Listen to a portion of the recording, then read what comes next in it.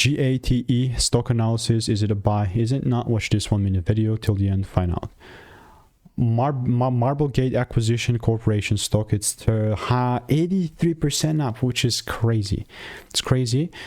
First time analyzing this. Now I've done 39,000 videos, spent 5 figures on courses and mentors, so you know I've seen what's making me money and what's not with GATE specifically. Okay, we're here. Unless the price shifts up like